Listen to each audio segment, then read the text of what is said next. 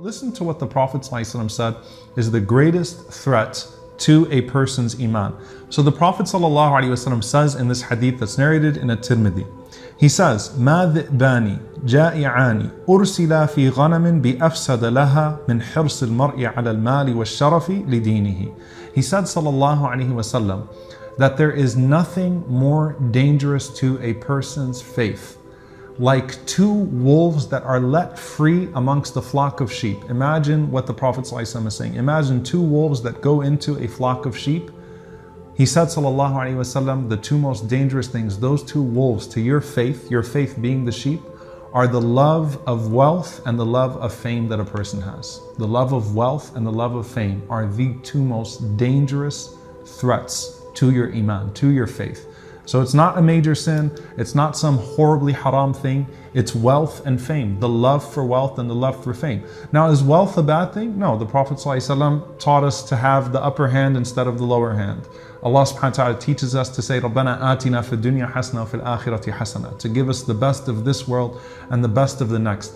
But if a person has an uncontrollable desire for this world, for materialism, and they constantly pursue more and more and more wealth, then they're going to find themselves in a situation where they will resort to unethical things, where they will start to place expectations in that wealth, and that will distance themselves from Allah subhanahu wa ta'ala. And sometimes having a lot of money changes a person's personality. Wealth can actually change a person's behavior. So they'll start to resort to some of the things that we've spoken about in the past, these major sins that we've spoken about in previous episodes. And then the desire for fame. If I want to be famous and it's all about the fame, then a person starts to resort to unethical behavior to get that fame. Or when a person gets that fame, once again they change and they find it very easy to resort to some of the major sins that have been described. So what's the solution? Number one, the uncontrollable desire for wealth. The Prophet ﷺ gave us a few things to deal with materialism. First, he taught us ﷺ charity. It sounds simple enough, but if you dictate on yourself to give a certain amount of charity every time you earn, then it's going to be routine and it'll be already baked into anything that you're going to receive. Number two, the Prophet ﷺ taught us not to be extravagant. So the difference between needing something and wanting something, to check your extravagance. Number three, as we learn in the month of Ramadan in fasting, the importance of sometimes breaking off from something that is available to you of this dunya as a means of gaining a greater appreciation for it. So Omar radiallahu anhu said, if you have a comfortable bed, don't always sleep on it.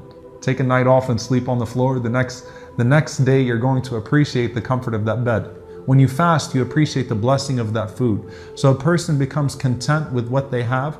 Number four, the Prophet ﷺ taught us to constantly be grateful for what is given to us. As for the love for fame, the Messenger ﷺ taught us that we need to make sure that we never pursue something for the sight of the people. And he taught us that riya, showing off, particularly doing something to be seen by the people, is a hidden shirk. It's actually a hidden form of polytheism, because you turn those people into gods by acting in accordance with their sight.